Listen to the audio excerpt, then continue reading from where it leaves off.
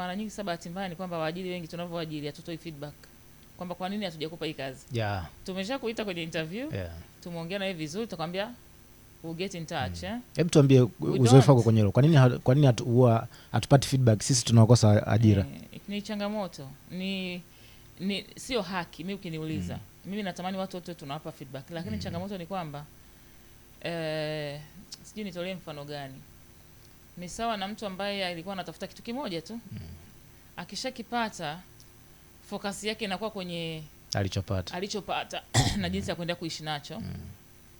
Vile alivyoviacha akiwa anachambua anaweza kusema nitavirudia baadaye kuja kuvipanga upya. Kwa mfano unatafuta kitabu hapa. Unaweza kuvuruga vitabu afu kikipata cha kwako unachokitaka. Akili yako yote itafocus kwenye nini?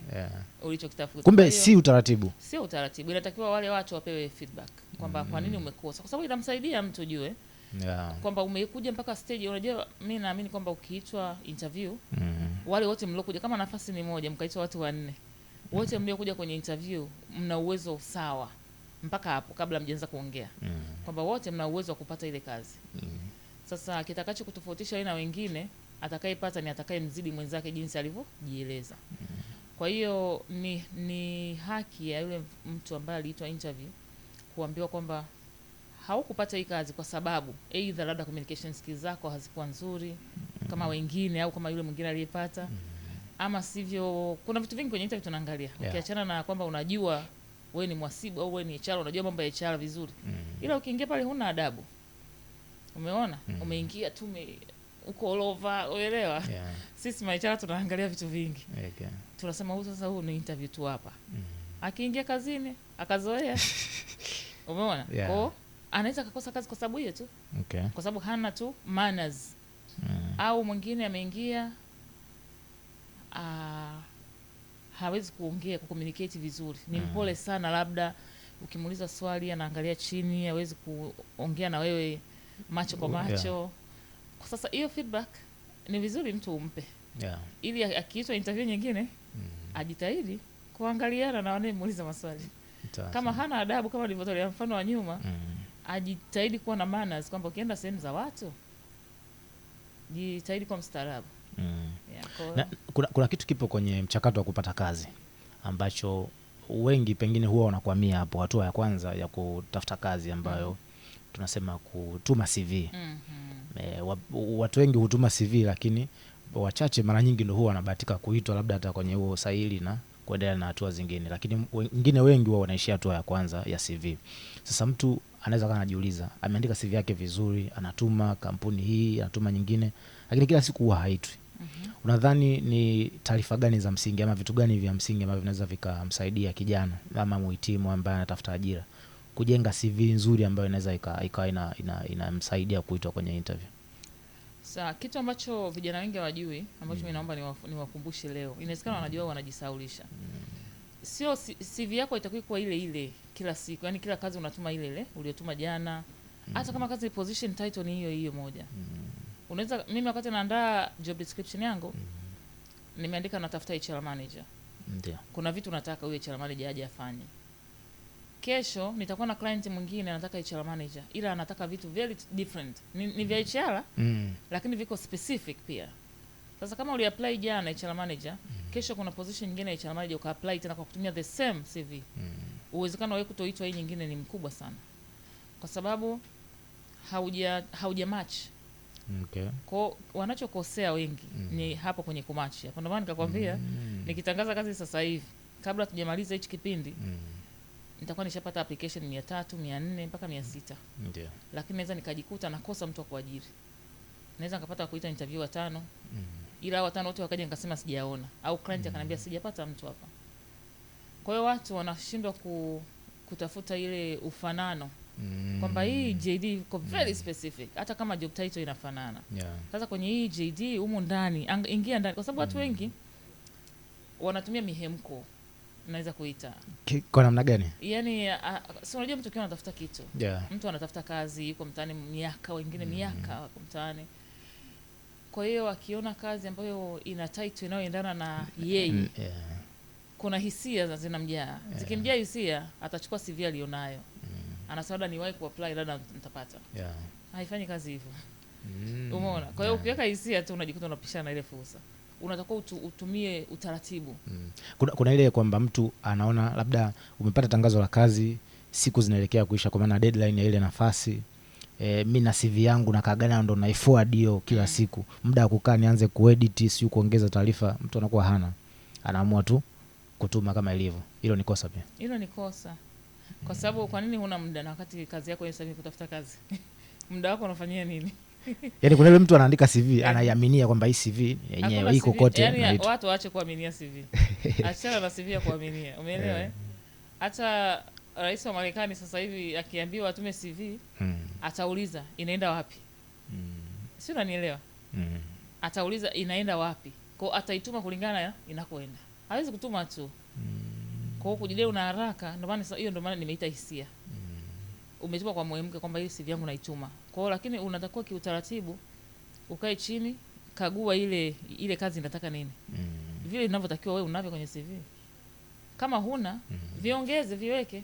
Mimi naambiaga watu kama huna hivyo vitu na unavijua, viongeze. Nikikuita interview utakuja nitakuuliza. Nikikupa ile kazi ukiweza kufanya, we are done. We are good. Okay. Kwa hiyo shida ni kwamba watu wanashindwa kuchukua vilivyo kwenye, chukua vitu kwenye JD viweka kwenye CV yako. Kama tu unavijua. Weka, alafu mimi nitakuita. Kwa sababu mimi nikiangalia CV yako naona this is what I'm looking for. This is what this person brings. A match. Nakuita. Ila kama huna unavyo moyoni, mimi nitajuaje sasa? Asasi, labda nasubiri ukiniita kwenye interview nitakuja nizungumze. Sasa hiyo ndio shida sasa. The first document mimi kama employer nakutana nacho kabla sijakuita wewe hata sijui sura yako, ni CV yako. Kwa CV yako lazima iniambie kwamba huyu ni mtu sahihi. Ukikosea hapo tu kwenye CV yako haijaniambia kwamba wewe una match na JD yangu, then tushapishana. Kuna issue ipo hapo kwenye CV kwamba mtu anasema, watu wengi wanatafuta ajira, mtu anakuta anasema labda mimi na unaambiwa unataka uandike CV fupi. Usiandike mambo mengi kwenye CV. Afisa wewe mwajiri unataka mimi niandike taarifa nyingi kwenye CV, na wakati mwingine mtu anakuwa na hofu labda ukiandika CV ndefu bwana unaweza usipate kazi kwa sababu mwajiri hana muda wa kusoma CV ndefu. Hilo lina ukweli kiasi gani? Ni ukweli sana.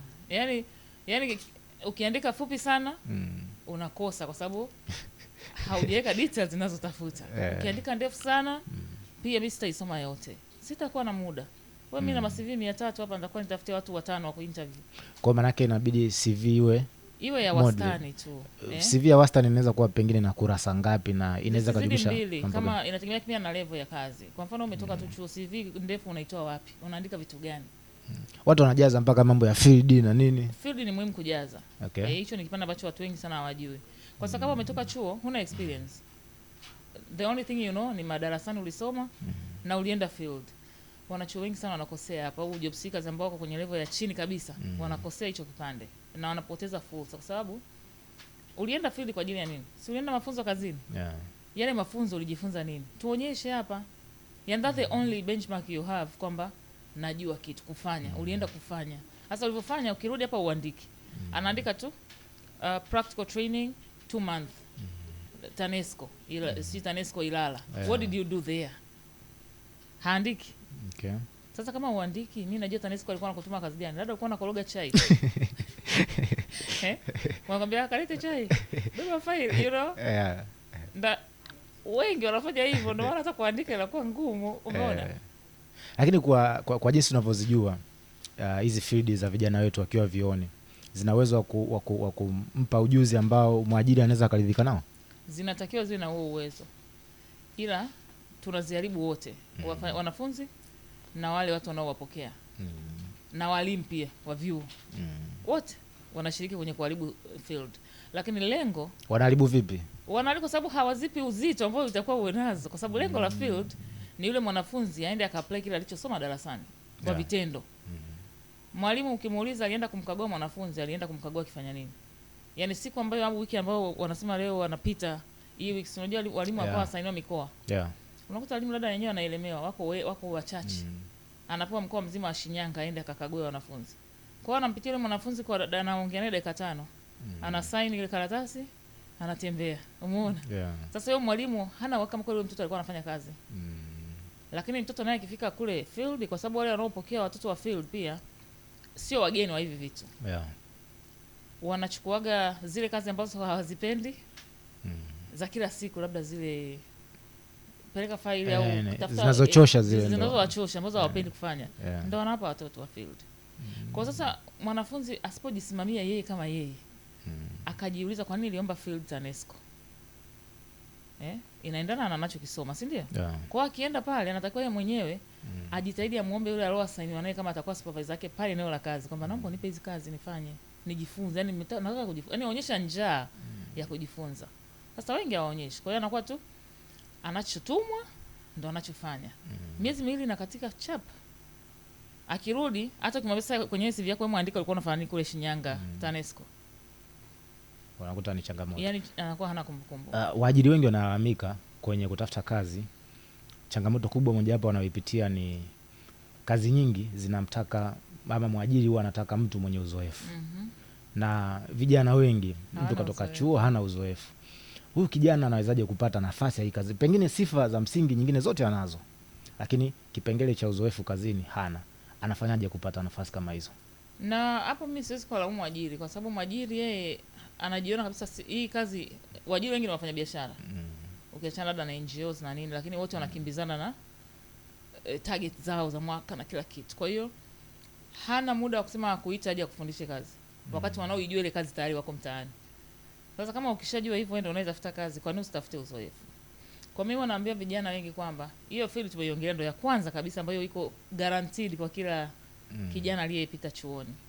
Hiyo ni guarantee kwamba lazima utaenda field. Kwa hiyo itumie hiyo ya kwanza. Lakini ya pili, ukishamaliza chuo, wakati unasubiri ajira, wakati unatafuta, nenda sehemu kajiomba hata kujitolea. Kwa mfano natoka mfano mhasibu, nenda duka la Mangi mtaani kwenu, tangu umekuwa hilo duka liko hapo, unanunua mikate, unanunua sukari. Mangi sengine anajua hata kuweka hesabu zake vizuri, msaidie, apply your education there. Muandikie vitabu, mwambie na kompyuta yangu hapa nitoka nayo chuo, ngoja nikuweke hesabu zako kwenye kompyuta. Mfundishe, mtengenezee mahesabu yake, kwamba nataka nikuonyeshe kama unapataga faida au hasara. Ana kadaftari kake anaandika, Mangi au Muha, whatever the case, nenda kwa yule pale. Hiyo nimetolea mfano kwa field ya mhasibu, lakini kila mtu kwa kile ulichokisomea, kuna mtu ambaye anakifanya, ambaye anahitaji msaada wako, ambaye inawezekana hana uwezo wa kukulipa, lakini wewe ukienda ukifanya, kwa sababu muda unao, unapata uzoefu. Ukiuandika ule uzoefu ni tofauti na mtu ambaye hajafanya. Sasa kuna uzoefu unahitaji miaka 5, miaka 10, na kijana amemaliza chuo ana miaka 2 au 1 mtaani. Labda inawezekana hata hiyo field amefanya, intern pengine amefanya, lakini bado kuna kazi anahitaji, na kigezo hicho bado ni changamoto kwake. Umenikumbusha, kuna siku nilituma kazi, ilikuwa ni inahitaji marketing manager. Wakawa na client anataka mtu mwenye uzoefu wa miaka 10. Nikatuma kwenye magroup mbalimbali tu ya WhatsApp. Nilipata, yani watu wengi walikuja wananiambia hiyo miaka 10 tutaitoa, yani wananigombeza sasa job seekers, kwa sababu magroup ya job seekers. Mnatuma kazi mnataka miaka 10 sisi tutaipata wapi? Watu ndio tumetoka chuo. Mimi nikamwambia wewe, kama una miaka 10, mjomba wako, shangazi yako, dada yako mkubwa anayo, mforwardie ile tangazo. Maana ile tangazo sio lako. Sasa kwa sababu sio kila kazi inataka miaka 10. Hiyo ya miaka 10 wewe huna. Ukifika miaka 10 utaelewa kwa nini watu wanataka miaka 10. Kwa sababu sio kila kazi, hata kama ni title ile ile, kila mtu anaweza kuifanya. So uzoefu is very important. Huna miaka 10 ila kuna mtu anayo, ambaye yeye ni anko wako. Umeona? Uwezo ukatoka chuo ukapewa kazi ya manager au director. There's no way. Katika mchakato wa kutafuta kazi, moja kitu ambacho umekizungumza hapa ni swala zima la kufanya mafunzo au kufanya internship. Labda wewe kwa uzoefu wako nadhani mafunzo kwa vitendo, kwa maana internship, yana umuhimu kiasi gani kwa kijana, mtu ambaye anatafuta kazi? Ni muhimu sana, kwa sababu kwanza ni bahati ukipata hiyo nafasi ya internship. Yaani hata ukipata, ndio maana nimetolea mfano kwamba nenda hata duka la Muha pale jirani ukajitolee. That's the internship we are talking about. Sasa wengi anataka internship kwenye majengo makubwa, malipo mazuri, lakini internship utakiwa ulipwe. Kweli? Kabisa. Nyingi ni free. Unaenda kuomba, yani internship ndio maana sio ajira ile. Kwa sababu ukifanya internship hata kwenye mfumo wa ajira wewe hauonekani kama employee. Kwa hiyo hulipi kodi. ulipiwi NSSF kwa sababu ni intern sio employee. Kwa hiyo ukienda ukaambiwa hatutakulipa, that's how it works. Sasa watakwambia tutakupa hela ya chakula ili usije ukafa njaa ukiwa hapa na tutakupa transport ili uweze kumove kutoka nyumbani kwenu kuja hapa. Ila wewe internship faida yake ni kwamba wewe unayefanya internship ndio unayefaidika zaidi kwa sababu unajifunza kazi. Na utadedicatiwa mtu kwamba wewe kazi yako ni mtu wa marketing, utafanya na huyu marketing expert wetu. Kwa hiyo atakuwa anakutuma kazi lakini unajifunza, unapata faida zaidi wewe. Ndio maana hawakulipi.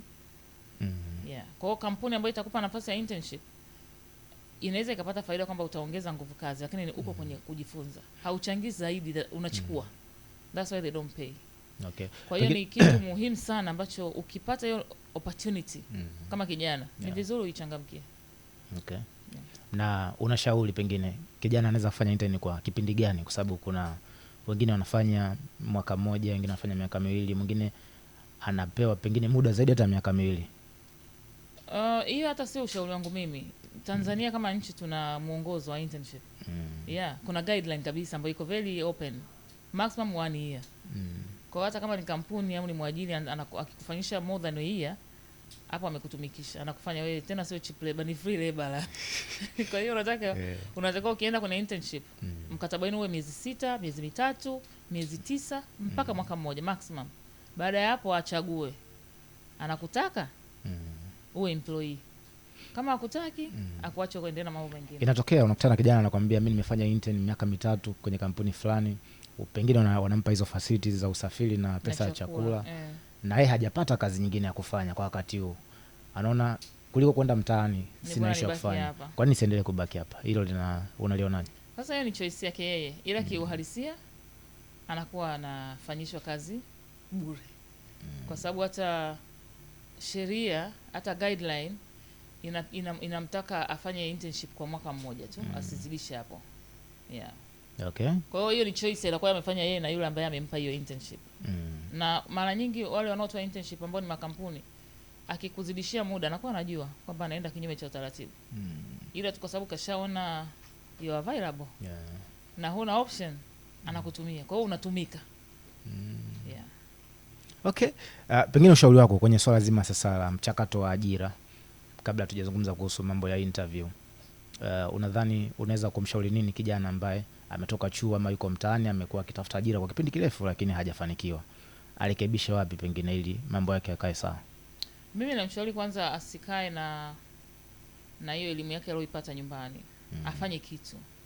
Either tafuta kazi mazingira jirani ambako unaweza ukafika hata kwa miguu, ukafanya hata kujitolea, ukarudi kula nyumbani chakula, ukaendelea na kazi. Kama hujapata hiyo internship ambayo atakupa nauli na chakula, ama do something online. Unajua vijana wote wana bando. Mimi ndio kinachonifurahishaga. Siku hizi kuna wifi na nini? Yeah, hizo wifi si ni bando, maana ni access.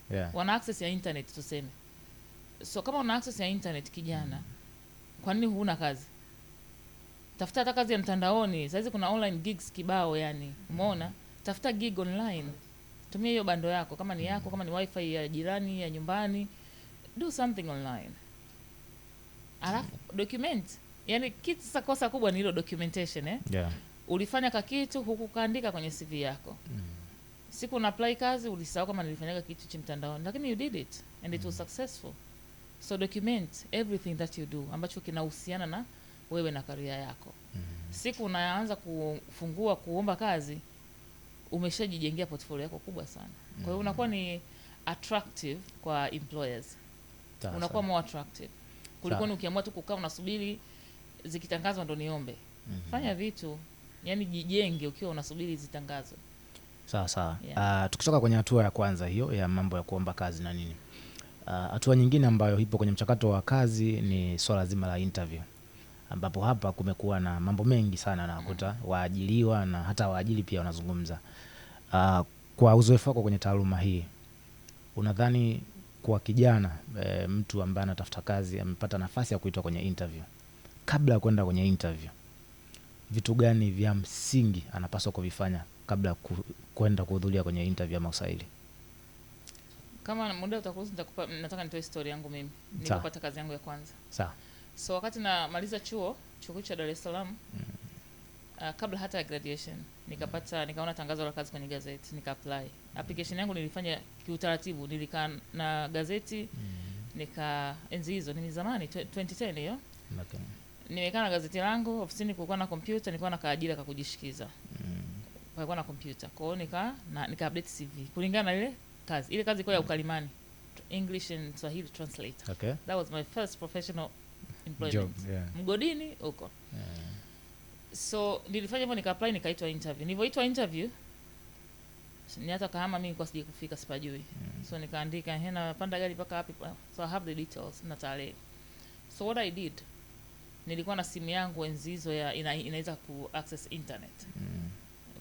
Sikuwa na smartphone, sijui kama zilikuwepo 2010 zilikuwepo smartphone. Kwa zinaingia. Ndio zinaingia. Kwa hiyo wanazo wachache wenye pesa. Mimi nimetoka zangu tu chuo hapo. So simu yangu inaweza kuchukua ku access internet. So nilianza kugoogle, nilitafuta maswali, nilikaa kwenye natoa uzoefu wangu mimi. Nilienda kwenye kioo na jiuliza swali, najibu mwenyewe. Alafu najiangalia mpaka facial expression yangu, like how do I look when I respond to this question. Umeona? Kwa mimi nilifanya mazoezi.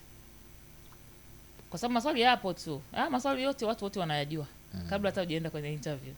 Kwa yale maswali mimi nilijiuliza mwenyewe, nikaanza kuyajibu. Alafu naona mbona hapa kana nimejibu hivi, ningekuwa mimi ndo nimejibiwa hivi ningeona amepatia. Sijapatia. Narudia tena. Na yani mpaka nafika kwenye ile interview tulikuwa watu 4. Kazi ni hiyo tu, moja ya ukalimani.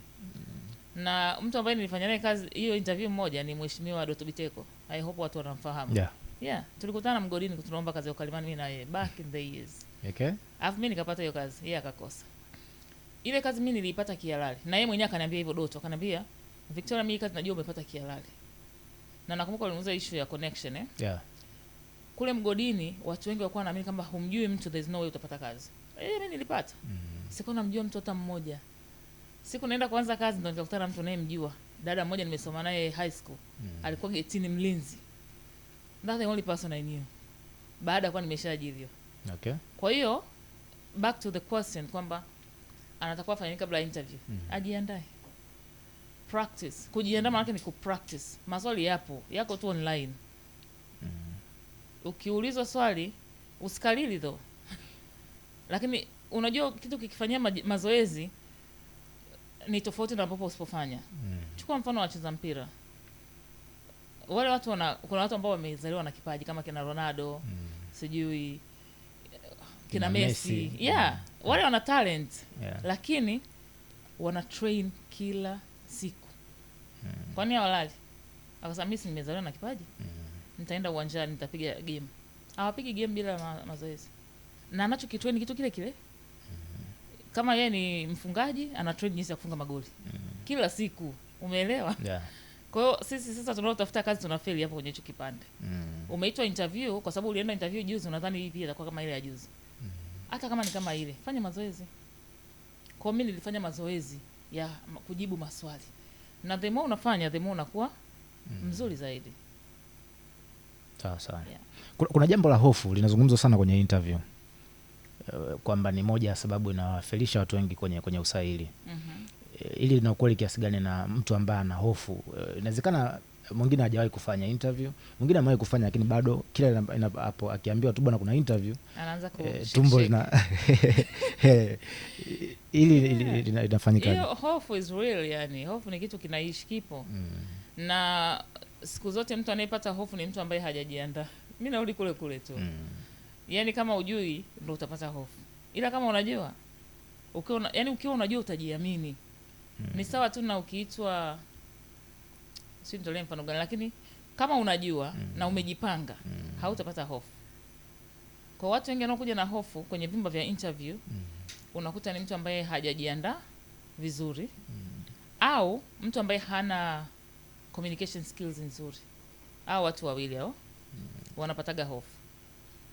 Communication skills inamaanisha wengi anatafuta kazi kwenye maybe multinational company ama kwenye international NGO, alafu anafika anaanza kuuliza swali la kwanza tu, swali la kwanza tunalijuaga.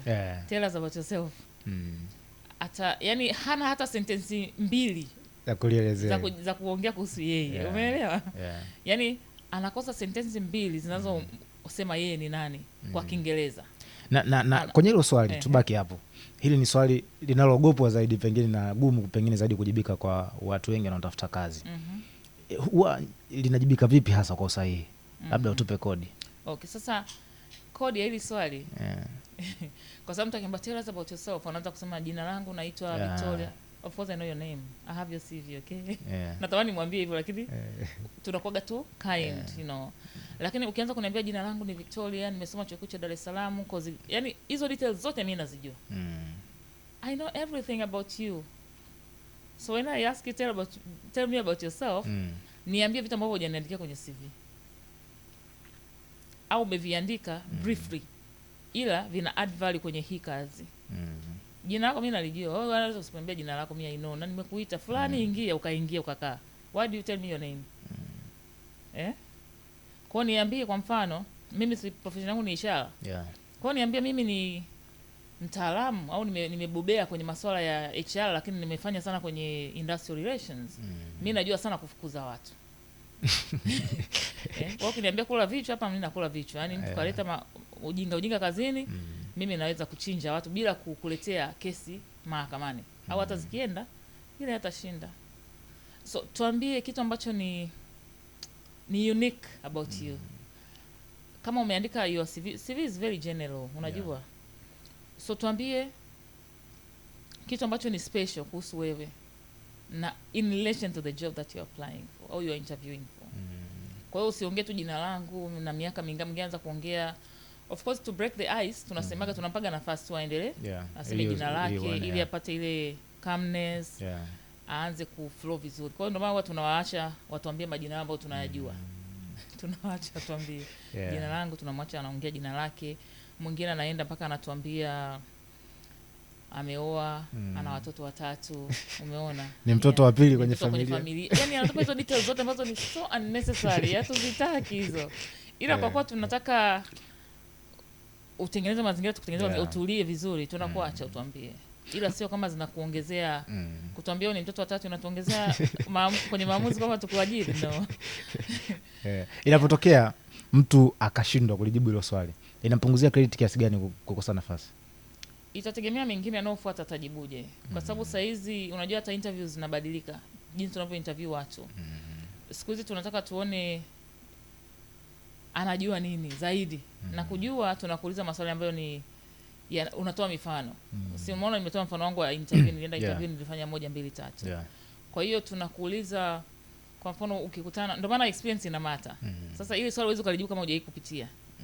Umekutana wewe ni mtu wa huduma kwa wateja. Umekutana na mteja mkorofi. Amekuja pale na ni kweli kosa limefanyika kwenye ofisi yenu, amepanic anatukana. Wewe utamhandle vipi? Na tunaomba tupe mfano. Uliwahi kwa hiyo lazima uanze kwamba nilipokuwa sehemu fulani nilikutana na mteja alikuja nikafanya hivi, kwa hiyo baadaye ikawaje? End result ilikuwaje mteja, yani mlimalizana naye vipi? Sasa kama hujai kupitia hiyo situation, hiyo scenario, hilo swali ujibu. Kwa hiyo unajikuta unapunguza chances za wewe kuajiriwa. Kwa kiasi kikubwa.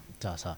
Kwenye maandalizi ya kufanya interview pamoja na kujiandaa kama ambavyo umezungumza, lakini unadhani kuna haja ya mtu anaenda kufanya interview kujiandaa kwa namna gani, hasa katika namna ya muonekano na namna kujipresent kwenye panel ili aweze kuwashawishi waajiri wake wampatie nafasi?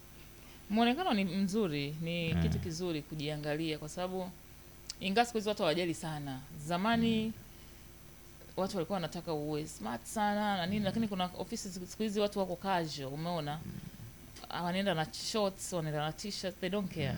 Lakini sasa mpaka uipate hiyo code kwamba they are casual, lazima umeshafanya research yako. Kwa hiyo lazima wakati unaenda interview ukiitwa, research about the company. Tasawasha kwambia mwajiri ni nani, hata kama ilikuwa imepitia kwa agency.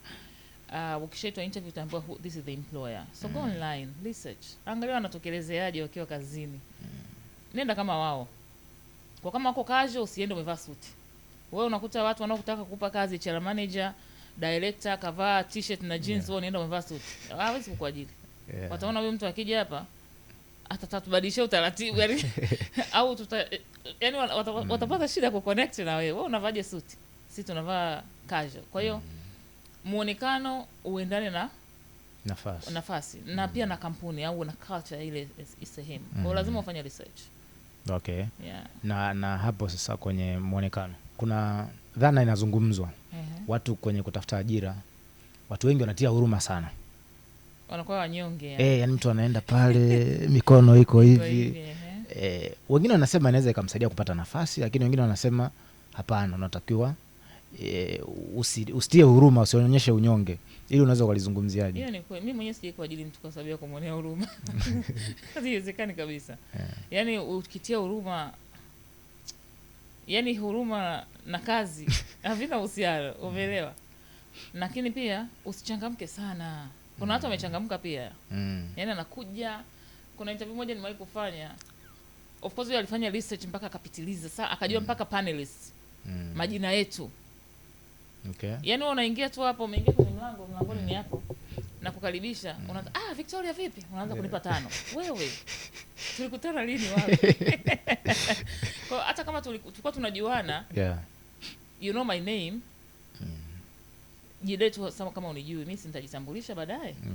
Of course tunafahamiana, lakini you don't need to show everybody kwamba I know this person. Inaweza ikakupunguzia pia credit kwamba unamjua, kwa hiyo inaweza kukufavor wewe. Ingawa sisi professionally huwa tuna declare kwamba huyu mtu namjua. Kwa the rest of the panelists wanakuwa wanajua kama mimi tunafahamiana naye au tuna mahusiano, umeona? Sasa yeye alijiongeza, mimi simjui, lakini kaingia LinkedIn huko, ameona jina langu, of course mimi nimemtumia invite ya kuja kwenye nani? Kwenye interview. Ameona director anaitwa nani, kwa sababu watu wote ambao mimi nafanya nao kazi maana unakuta dada wamenifollow kwenye LinkedIn na nini. So akafanya research ya kutosha kiukweli. Lakini akaingia amechangamka mpaka watu watasema huyu kwa kweli hapana. Si tu mtu mchangamfu. Kwa ni sawa na yule ambaye anaingia kinyonge. Mimi kwa kweli mimi personally sio mpenzi wa watu wanyonge. Yani unyonge wako mimi hauwezi kuniambia nifanye maamuzi kuhusu wewe. Wewe jipange tu. Njoo onyesha kwamba naiweza. Yani the only thing itakupa hii kazi ni kuonyesha uwezo. Mimi niko hapa. Nimekuja. Mmeniita interview? Mimi kazi naweza. Kwa sababu mimi najipaga kipindi bado naajiriwa. Nilikuwa nasema nikiwa natafuta kazi. Na mimi kwa siombi kazi kila wakati.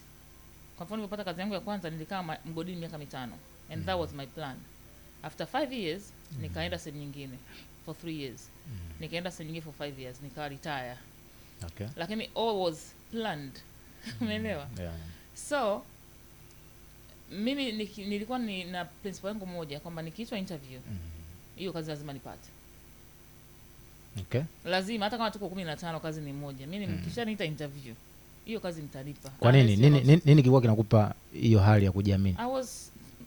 Yani nilikuwa nimejipanga, nilikuwa najipanga. Yani mimi ukiniita interview sina show ndogo.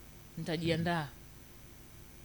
Nitakesha. Hiyo nilipoenda kwenye hiyo interview ya mgodini, nimerudi kwa sababu maliza interview, ilikuwa nakumbuka ilikuwa ni tumefanya Jumanne, Jumatano tukaanza kusafiri kurudi Dar.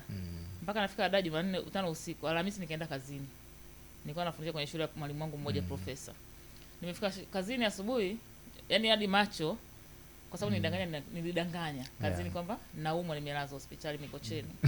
Alafu kazini Mbezi ya Kimara. So na bosi wetu alikuwa na tabia kwamba mtu akiwa anaumwa, huyo tayari kashapunguza nguvu kazi. Nyie mloko hapa mtaka tena mtoke mkamuone hospitali wakati nyie sio madaktari. Nyie fanyeni. Kwa hiyo nilikuwa najua hamna mtu atakuja kuniona. So I took advantage. So niliporudi kila mtu alisema nilikuwa naumwa. Wewe hujapona vizuri, ungerudi sini bado kupumzika. Kwani unaumwa? Lakini nilikuwa siumwi. I spent a lot of hours nikijiandaa. Nilikuwa silali. Umeelewa? Kwa sababu mimi ile kazi nilikuwa naitaka. Kwa kuwa naitaka, nitajiandaa. Yani naweza nika over prepare, lakini nitajiandaa kwa kiasi cha kutosha. Ndio maana nikienda najua watu wengi nikiita wavivu wanaweza kanipiga mawe, lakini watu wengi ni wavivu. Yaani wanachukulia poa vitu. Mimi sichukuli poa. Najiandaa. Kwa nikienda mimi mazoea yangu yote nitacrack yote. Yani utanipa tu hiyo kazi. Nitakataa offer. Okay. And that was my life. Kwenye interview hapo kuna moja ya changamoto ama issue wao inatokea. Mtu anapoitwa kwenye interview, kuna baadhi ya maswali anaweza akaulizwa. Alafu akawa hana majibu. Afanyeje? Maswali kama yapi? Kwani hana majibu? Unaweza kuuliza tu swali labda ni la shule, labda ushasahau muda mrefu, ukashindwa kukumbuka taarifa za msingi ambazo zinahusiana na ile swali. Nadhani ni vizuri baada ya kudanganya ni vizuri useme ujui. Ili kama kuna swali lingine mbadala wakuulize. Lakini mara nyingi kwa uzoefu wangu mimi amnaga swali ambalo alijibiki kwenye interview kwa sababu sisi wenyewe tunapo kwa interview tumetoka shule miaka mingi zaidi yako ukute. Kwa hiyo hatuna zile maswali ambayo ni ya moto ya kutoka shule kwamba ambao sisi tunajua huyu hajui. Na mara nyingi hatuulizi maswali ya shule, tunauliza maswali ya kazini. So ikitokea ingani mara chache umeshindwa kabisa like sina idea hichi kitu. Just be open. Mimi hili swali sina majibu au nahitaji muda niweze kujua. So I'm not familiar with this one. Okay. Utajenga heshima yako. Kwa sababu unaweza ukasema unaweza ukalazimisha ujibu ukajitutumua alafu katupeleka chaka to extent kwamba kwa sababu jamaa mbona muongo yani tukakupa sifa mpya ambayo inazidi kukuharibia. Kulikuwa ungesema sijui alafu yale ambayo unayajua yapige vizuri zaidi. Tutasema lakini alikosa ile moja tu alikuwa hajui lakini mwingine anajua, so let's hire him. Tofauti na ukitudanganya. Kwa sababu mpaka tunakuuliza swali tunajua majibu, sio? Kwa ukidanganya tutajua. So usidanganye. Okay.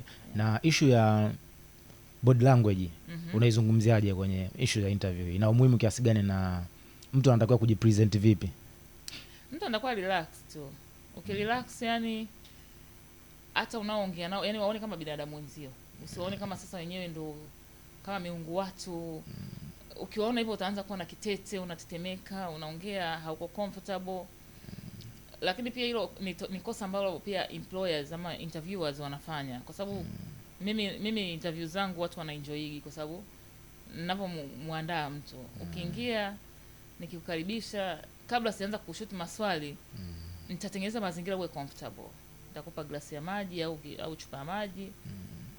Mimi napenda kuangalia mpira. Kwa hiyo nitakuuliza vipi? Timu yako imeshinda kama yani hivyo tutaongelea mpira kidogo before we start the serious business. Umeelewa? Kwa hiyo mimi nawashauri sana interviewers wengi wawasaidie. Kwa sababu unajua interview ni jambo zito. Kuna ile unaingia tu kwenye interview, habari yako unaitwa nani? Tuambie kuhusu wewe. Habari yako. Mimi nimewahi kwenda interview enzi hizo. A big position, a very serious company. Nikafika, nikakaa reception ni chini. Alafu baadaye nikaambiwa muda interview ukifika, muda wangu wa kuingia ukifika, and I was the first candidate, nitaambiwa niende. Nikaambiwa nimevaa, unajua unataka uonekane nimevaa zangu heels, kiatu changu kirefu. Nikaambiwa nipande floor ya 3. Nauza lift ziko wapi? Naambia hamna lift, ni ngazi. Okay. Mtihani ukaanzia hapo. Ngazi. Okay, nikapanda ya kwanza. Na hema juu. Mimi sijaenda gym muda mrefu. Like sina mazoezi, sina fitness ya kupanda ngazi floor 3 afu nijisikie niko tu sawa. Kwa hiyo nikapambana, nikapanda ngazi, nikafika floor ya 3.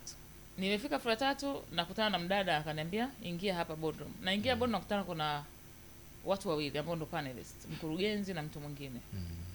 Yaani hata sijakaa. Hi Victoria, karibu. Tell us about yourself. Yaani sijakaa. Anaonyesha sisi tuko nauliza swali. Sasa na mimi kwa kweli kwa sababu mimi siendagi kinyonge. Nikamwambia wait a minute. Ana hema. Siwezi hata kumwambia give me time. Can I have a glass of water please? Kwa mimi ndo nikaanza kumuendesha saa vile ambavyo mimi naona ni sawa ni treat kwamba ningefika unikaribishe nikae unaona kabisa nina hema nipe dakika hata 2 nipe glasi ya maji I come down then tuongee. Kwa mimi sikujibu maswali yake, nikamwambia naomba maji kwanza. Lakini ile interview tulipomaliza hata offer nilikataa kwa sababu mimi siwezi kufanya kazi kwenye culture ambayo culture ya ile kampuni nilisema hatuendani. So kwa hiyo body language inaweza kukuangusha kwa sababu watu watakuona kama haujiamini. Kwa sababu unaangalia hii position tunataka kukuhaya, tunataka kesho katuwakilishe kwa wateja. Ukaongea deal la mamilioni au la mabilioni. Alafu unaenda una shake. Hatukutaki. Kwa hiyo jiweke sawa, jiamini. Na the only way utajiamini ni kuwa umejiandaa bwana. Maandalizi yanaga yani yana kona. Ukijiandaa itaonekana. Usipojiandaa itaonekana yaweza kuanzia kwenye body language yako. Unajua mtu ambaye hajajiandaa hata AC inapiga kama hivi unashangaa na sweat. Ana sweat. Anaona kila kitu kigumu. Hakujiandaa. Kwa jiandae tu vizuri. Kwa kimuhimu ni maandalizi. Lakini kuna unapofanya interview kuna swala la mwisho mara nyingi ambalo waajiri wengi wao wanauliza. Watu ambao wanafanyia usaili kwamba una swali lolote la kutuuliza. Sasa pale huwa kuna hisia mseto zinakuwepo. Mwingine anakosa cha kuuliza anasema sina, lakini mwingine pengine anauliza. Ili swali wewe kwa namna ambavyo unalifahamu kwa uzoefu wako, lina umuhimu wa mtu kuuliza, na kama anauliza aulize nini? Hilo swali mimi kwangu ni muhimu sana. Yaani nasemaga ukienda kwenye interview mkafanya mpaka wakamaliza kakuaga wajakwambia kama una swali la kutuuliza. Waombe waulize swali. Na make sure you have that question. Make sure you have one or two. Kwa sababu hilo swali, hicho kipande, kama kuna vitu, kwa sababu unapofanya, simuona ule mfano uliotolea kwamba nimeulizwa swali afu sijui. Hapo ndo sema kuziba magap. Yaani ile swali la mwisho ile kwamba do you have any question to the panelists? Mtu anasema I have no question. Huo ni unyonge. Huo ni unyonge ambao mimi personally huwa siupendi. Sema yeah, actually I have a question, one or two. Can I ask two? Watakwambia yeah, tuulize hata matatu. Maswali yako unatakiwa umeandaa kabla hujaenda kwenye interview. Kwa hiyo lazima ile moja umeliandaa au mawili, lakini mengine yawe maswali ambayo, kwa mfano niliulizwa swali katikati ya maongezi nikaa nimejibu, lakini nimeona kama hawakunielewa vizuri hivi. Unaweza create a question around the same area. Ukauliza wakakujibu. Kwa mfano ukasema hivi hapa, kwa mfano waliniuliza kuhusu mteja mkorofi. Unadili naye vipi? Ulifanya nini? Matokeo yalikuwa ni nini? Unaweza kauliza swali kwa nature ya biashara yenu, nyie wateja wakorofi ni mnaweza mkawarate like kutoka 1 mpaka 10. Katika wateja 10 wanaweza kawepo wakorofi wangapi? Atakwambia labda 1 in 10 au 1 in 100. Umeona? Kwa hiyo kuna vitu unapata. Lakini lazima uwe na prepared questions ambazo umezipata kutoka kwenye research yako wakati unajiandaa. Kuhusu kampuni, kuhusu biashara yao. Ask something ambacho ni kwa sababu interview nyingi kuna mtu anapata kazi kwa sababu ya hilo swali tu. Yaani mimi kuna mtu tushamweka kwa sababu sisi tukifanya interview mpaka atujafika katikati sangie tukao tushafanya decision kwamba huyu yes or no. Kwa kuna mtu tushamweka kampuni sababu huyu hamna kitu. Lakini tulibadilisha maamuzi wote alipouliza swali. Na pale ndo discussion ikaanza. Yaani we spent time kama tu ile ambayo tumespend kuongea naye kuminterview. Kwa sababu aliuliza maswali ya msingi ambayo wa candidate wengine wote hawakuuliza. Kwa hiyo tukajikuta tunaanza kumuelezea kuhusu kampuni, kuhusu biashara. So just be creative, lakini pia ufanye research, uone what is the pain point. All the talk pain points zao, like ni matatizo gani ambayo mnao kama kampuni. Kwa sababu hamna kampuni au biashara ambayo haina matatizo. Ambacho kwenye maswali yote ambayo wameandaa, hawezi kukuambia sisi tuna matatizo ya hivi. They will never tell you. Ask them. Alafu kisha wauliza, wakikujibu unapofanya follow up mwambie mimi ndo mtaalamu sawa haya mambo. Ndio nimekuja hapa. Si unanielewa? Jiposition. Yaani swali lako ukiliuliza, usiulize swali kwa ajili ya kuwafaidisha wao. Uliza swali ambalo litakufaidisha wewe. Waulize pain point zenu ni nini? Na changamoto gani ambazo ni kubwa kwenye hii line ya customer service. Wakikwambia sasa, mimi kwa mfano, mimi hapa nilipokuwa sehemu fulani, yaani nilifanya unapita mule. Hiyo kazi mbona unapata asubuhi. Kuna issue moja, swala mwisho kwenye mambo ya interview haya. Kuna jambo moja linazungumzwa kwamba ukienda kwenye interview, hakikisha katika muda ule ambao umepata wa interview tangu unaingia mpaka unatoka kwenye chumba cha usaili, kuna kitu umefanya ama umezungumza ambacho kitafanya ile panelist ikukumbuke. Hilo lina ukweli kiasi gani kwamba ukikumbukwa inaweza kuwa nafasi ya wewe kupata kazi ama kuitwa? Na kama ndivyo, mtu anaweza kufanya nini cha ziada cha tofauti na mimi sina uzoefu kabisa ya kukumbukwa. The only way nitakukumbuka ni kama umejibu maswali yangu kwa usahihi. And the only way nitakupa kazi ni kama umejibu kwa usahihi lakini umeenda extra mile kuliko wengine wote. So maybe cha kukumbukwa kwa sababu naweza mkaje wote mko vizuri. Mmejibu wote, mmejiandaa, mmejibu maswali vizuri na nini. So kuna vitu ambavyo niliongea hata mwanzo kwamba sisi HR waga tuna kama jicho la tatu. Tunaangalia personality pia ya mtu, umeelewa nikiangalia hapa nasema Dickson anaonekana ni sio mpole lakini pia sio machepele. You understand? Sasa kwa mfano ukitaka ukumbuke unaweza kufanya kituko. Unaweza kufanya kituko, sisi tutakuona kama like do we need someone aje tufanyie vituko hapa? Hapana, tutaki. Kwa hiyo sidhani kama kuna kitu unataka ufanye ili ukumbukwe. Ila tu unatakiwa ujibu maswali in a way ambayo maybe watu wataona you're more knowledgeable than a normal candidate. Yeah. Umeelewa eh? Yeah. Kwa unapojibu maswali yako ndio itafanya tukukumbuke. Sasa. Lakini pia unapojiposition, kwa sababu unaweza kuwa unajibu maswali huko unatetemeka. Yeah. Hata kama umepatia swali ila unatetemeka. Sisi tunaona hujiamini. Sawa. Sasa tuzungumze kidogo kuhusu mambo ya career. Yeah, watu huwa wanabadilisha career kwenye engo tofauti. Kuna mtu anakuwa sehemu fulani akafanya kamia sehemu nyingine na vitu kama hivyo. Kwa jinsi ambavyo unafahamu ama kwa uzoefu wako, unadhani katika hizi kazi, watu ambao wanafanya kazi professional, ni wakati gani mtu anaweza kuwa yupo kwenye mazingira ambayo tunasema ni kama kama amesimama, yani katika career yake ni kama amekwama? Ni mazingira gani anaweza akafanya ukagundua kwamba huyu mtu career yake imestuck? Mimi kwa sababu ni profession yangu, mimi naangalia, nafanya career coaching. Mimi nikiongea na wewe kuna maswali 3-4 nikikuuliza najua umekwama. Ila watu wengi wanakuwa wanajua wamekwama ila hawataki kukubali kwamba wamekwama. Wanaendelea kujipa moyo. Lakini mimi sasa nasemaga kwamba watu wengi tumeharibiwa na wahenga. Unajua wahenga wanalaumiwa. Yani kwenye hichi pale mwenyewe nalaumu wahenga. Kwenye lipi? Wahenga wamefanya. Wahenga walituambia usibadilishe sana kazi, utaonekana ni job hopper, utakuwa uwe mpole kazini, uwe mtulivu, bosi wako atakubali, cheo utapandishwa tu, kuna utaratibu. Umeelewa? Wahenga wametuambia hivyo na tumekaa hapo. Na wengi millennials, ukiangalia watu wa umri wangu mimi na millennials hata chini kidogo, wengi wamekuwa makazini. Wengi, asilimia kubwa wamesikiliza wahenga. Lakini ukiangalia Gen Z saizi wanavyopiga. Leo yuko hapa unamzingua dakika 2 anaenda kazi nyingine.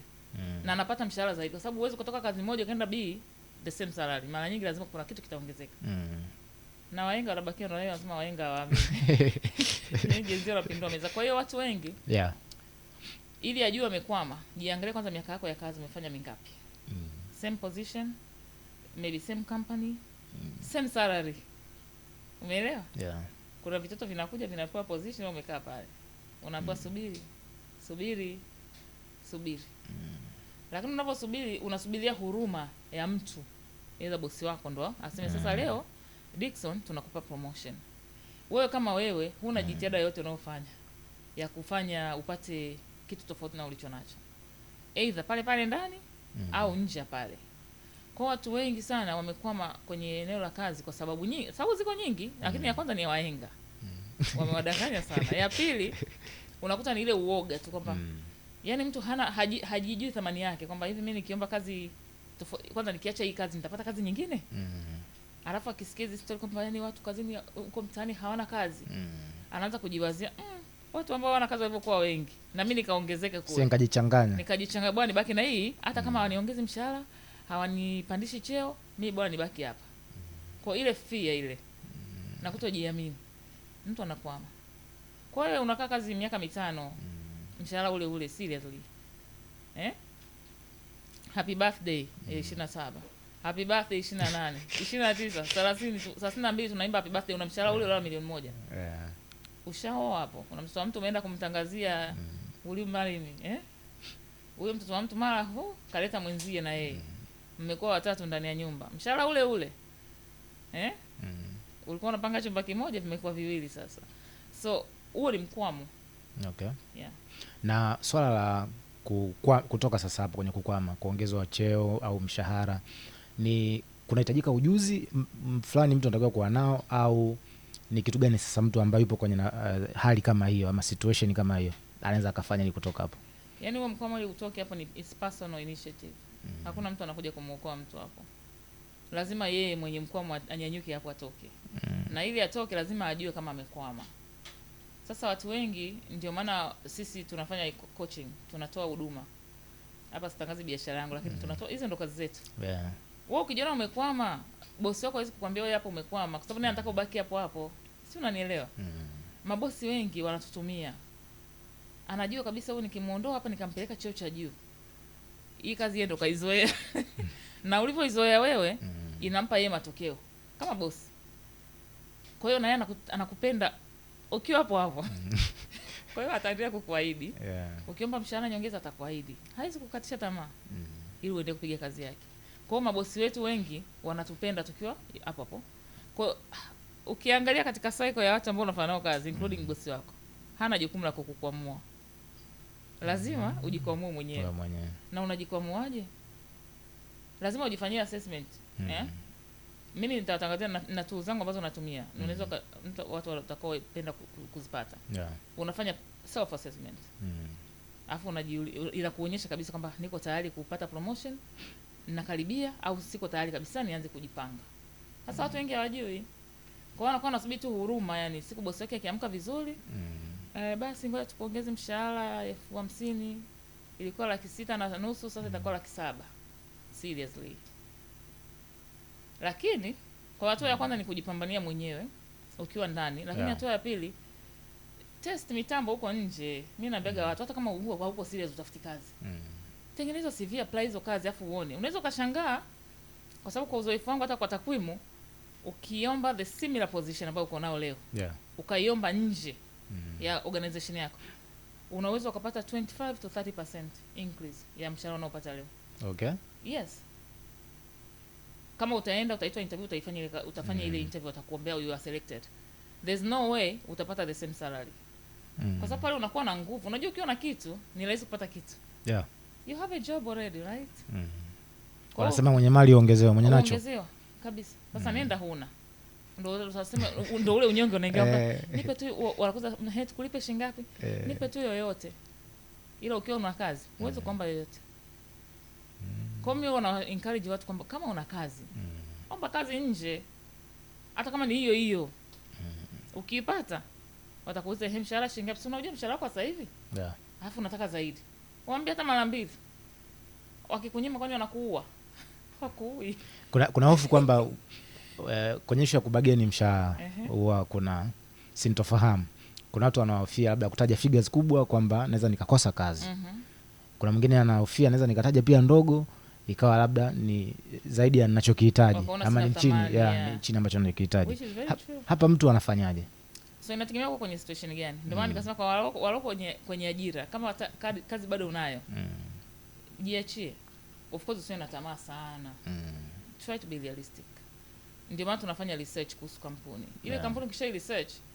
Unajua vitu vingine unaweza kaona tu hata kwa lifestyle ya watu. Umeelewa? Mimi nikikuangalia Dickson au ukiniangalia kuna mtu anaweza huyu Dickson anaonekana sura ya hela hii. Umeelewa? Kwa hiyo kuna namna uweze kaenda kinyonge. Wewe unaona watu wote wanang'aa, wanaendesha magari afu wanaenda kuomba mshahara 600,000. 600,000 nanunua gari. Kwa hiyo unajiongeza. Ukiomba chini sana unaona kabisa huyu mtu kwa kweli akija hata kwa mwenzetu. Hayupo kwenye standard yetu. Kwenye standard yetu. Kwa hiyo lazima research yako ikusaidie kujua niombe shilingi ngapi. Hata kama una kazi. Lakini ukiwa na kazi it's easy for you to know kwamba hapa niombe shilingi ngapi. Mimi mwenyewe nina value kiasi gani? Kwa sababu lazima value yako pia iwe na uhusiano na unachokiomba. Uwezo kuomba mshahara tu wakati wewe mwenyewe unaleta kitu ambacho sio cha shilingi 2,000 unataka 2,000. Okay, na kuna issue ya kupata promotion kazini. Inatakiwa pengine ichukue muda gani kuomba promotion ama ufanye nini cha zaidi ili kupata promotion? Sasa wengi ndio hapo wanakuta amekwama. Promotion wenyewe wengi wanazisubiria kampuni itakavyoamua. Ila mimi personally, mimi kama Vicky naambia watu promotion itakuwa uiforce mwenyewe. Iforce, yani force vitu. Okay. Lazimisha wakupe hiyo promotion. Kwa sababu inawezekana. Unaiforceje? Kwa sababu ukisubiri kwa kweli. Na kwenye kuforce hapo kuna wasiwasi. Unaweza kuforce ukajikuta hata hiyo nafasi unayo umetolewa pia. Unaonekana kama unailazimisha kampuni. Itakuwa hivyo. Yaani kuforce sio kwa hivyo kwamba unaanza kuwalazimisha wakupe. Yaani kuforce kwangu mimi na kuongelea wanajikuta hawana option. Yaani wanakutaka to the extent kwamba sio pale ulipo. Wanakutaka kwa kitu kikubwa zaidi. Huko ndo kuforce na kuongelea mimi. Yaani uwezo kuforce kwamba nipeni promotion kila siku. Sio hivyo. Force kwa maana kwamba wewe ukiamka asubuhi kazi yako ni kufanya matangazo. Umepewa unafanya matangazo wilaya ya Kinondoni. ongeza na Ilala hata kama hujatumwa. Mwambie Kinondoni hii hapa mzigo huu hapa, nimeuza na Ilala. Umeelewa? Yeah. Kesho atakuongezea Ilala officially. Wakikuongezea Ilala officially, hawatakuongezea bure. Yeah. Kwa hiyo ndio maana ya kuforce. Yaani go extra mile. Fanya zaidi ya kile ambacho walikwambia ufanye. Hata kama sio cha juu, unaweza ukatanua uwanja wako kulia na kushoto, mbele na nyuma, hata kama sio juu. Jiongezee majukumu. Kuna mtu anafanya kazi yake, unaona analegalega, unaijua, msaidie. Ila ukimsaidia sasa kwenye promotion, hapo mimi ninavyofundishaga hata kwenye watu wangu nao wafanyia coaching, nawaambia no proof, like hamna ulichofanya. Ulifanya lakini nani anajua? Sure. Nani alikuwepo? Nani aliona? Kwa hiyo fanya then communicate, record. Kwa sababu watu wengi anapishana na hizi nafasi, akienda kwenye kampuni nyingi zinafanya appraisals maybe annually or maybe after 6 months. Ndani ya miezi 6 wanapofanya appraisal, bosi wako alikutuma kazi yeye mwenyewe na aliziona ukizifanya. Ila mkiingia kwenye kile chumba mko wawili, anakuwa kama ndo anakuona leo. Dickson, haya niambie. Tuna scale 1 to 5. Yeah. Wewe unajiweka wapi? 5 ndo the excellent performance. Wewe unajiweka wapi? Kwa sababu anakuambia kwanza ujirate mwenyewe. Wewe utasema mimi najiweka 4. Anakuambia 4 kwa kazi gani? Unaanza kutetemeka. Yeah. Si una ushahidi, una record. Sure. Boss, mimi nimefanya kazi hapa, nimefanya kazi, naamka usiku na nakuja mapema, naondoka nimechelewa, saa nyingine siende hata lunch. Where the proof? Anakuambia mimi nakuona huko 2. Unashanga 2? Boss 2. Mimi. Yaani pale sasa ule mtafaruku. Mimi naambia tu mtafaruku utaki kuwepo. Kama tu kila mtu angefanya kazi yake vizuri. Kama ulifanya, mimi naambia mtu usiwe, unajua kuna watu wanasonga huyu ana kielele. Kielele ni kizuri sana. Kweli? Yeah. Show off. Brag. Na kuna katulikuwa kingine inaitwa brag file pia. Huwa nawapa watu unaowafanyia coaching. Record vitu vyako. Inaitwa brag file. Brag. Ukishafanya kitu ambacho unaona kabisa umekifanya wewe peke yako, andika email, mwandikie wewe bosi wako. Boss, nimemaliza siku, nashukuru Mungu imeenda vizuri, I did this. Mteja kafurahi sana, hii ndio comment yake, feedback yake hii hapa, kanitumia kwenye message, screenshot mweke pale. Na wewe kwenye file yako umerekodi. Siku mkienda kwenye kile kikao, utaambia mimi niko 4, atakuuliza kivipi? Naambia boss, unaona hii? Unakumbuka hii? Unakumbuka sababu anaijua, alishaiona. Atakwambia basi hii ni 5 hii. Okay. Hujapanda cheo? Sasa kuna watu wengi wana ile kwamba ukiwa kazini unasema never outshine your master, be humble, unajua ukiwa kazini kuwa mnyenyekevu, usionyeshe kama vile wahenga hiyo tuharibu. Kwa hiyo hiyo ni wahenga. Yeah. Ni makosa ya wahenga. Yaani walitudanganya. Like of course it's not good to outshine your master, kwa sababu master atajisikia vibaya. Lakini yule master naye asiana master wake. Naye anatakiwa pambane, atoke pale, atuachie nafasi. Yeye kwa nini amekaa pale tu? Seriously. Mimi nakumbuka wakati nimeenda kwenye employer wangu wa mwisho ambaye nimefanya naye kazi miaka 5. The first meeting I had with the sales team, kuna msichana mmoja very bold. Yaani mimi ndio HR manager mpya nimekuja. Boss wangu kutoka Nairobi kuja kuniintroduce kwa team. Kwa tunafanya na team meeting. So team yangu ya kwanza tumekutana nayo kwa ya sales. Huyo binti timu ilikuwa peke yao, manager hayupo. Yeye tukao tunauza changamoto, wanahitaji support gani, this is your new HR manager. Yeye alisema cha kwanza, asema mimi nataka muongee na bosi wetu. Ajiongeze. Mimi na bosi wangu tuko like, okay. Kivipi? Yeye yuko tu hapa, hiyo mwaka wa 6 ni manager wetu. Na sisi tunataka hiyo nafasi yake. Yeye kwa nini hapandi cheo? Kwa nini abadilishe hata idara, aende hata department nyingine? Sisi tuko hapa, hatuna opportunities za promotion kwa sababu yake. That was so bold. Na tulimpa manager feedback. Tukamwambia wewe, watoto wako wanataka hii kazi yako. Wewe utaki ya bosi wako? Kwa nini mchomoe mtu pale uingie ama create mazingira watu wamchomoe yule ambaye yuko juu yako. So hiyo kwa outshine, never outshine the master. Of course ni msemo wa wahenga tu. Ukisha outshine, yeye ataona umemwatishana yeye kama yeye, lakini saa nyingine sio yeye anayeamua kwamba wewe uwe juu yake. Watu wataona kabisa wewe watu wamesha outshine. Then what do we do? Na wewe jiongeze outshine wa juu yako, ama sivyo? Pembeni, chukua chini, weka hapa. It happens. Kwenye issue zima ya career hasa kwenye ukuaji, networking inatajwa kuwa moja ya kitu muhimu sana. Ni sana. Wafanya kazi wengi, mtu labda yuko tu ndani kwenye jengo hilo amejifungia, anafanya kazi, anatoka anaenda nyumbani, hapati nafasi ya kuconnect na labda na watu wengine na mazingira kama hayo. Kwa kifupi, mtu anaweza akafanya vipi networking ili kukua katika career yake? Mimi huwa nawashauri kwamba networking inatakiwa iwe very strategic. Yaani usiende tu kwenye kuna event hii kwa sababu unataka kunetwork unaenda. Yaani nenda sehemu ambayo unajua kuna mtu unamtarget au kuna watu unataka kuwaona wakali fulani ambao itakuongezea wewe mileage kwenye kitu chako. Sasa watu wengi kwa sababu hawaplanigi career zao, hawajui wanataka nini next. Mimi nikishapata kazi ndio nimepata kazi. Nataka kupata promotion, nataka kupata another, hajui. Kwa hiyo hata networking yake inakuwa haiko specific, haiko strategic. Kwa hiyo ndio maana mwingine anaamua tu akae ndani, kwa sababu hata akikaa ndani na akitoka tofauti hakuna. So lakini ukiwa na strategic networking, maana yake unajua kwamba ninaenda sehemu fulani kwa ajili nionane na mtu fulani ambaye nikiongea naye maongezi nitakaofanya naye yatanisaidia kwenye 1 2 3. Yaani be very specific. Okay. Yeah. Kwenye kuelekea tunaelekea kumaliza.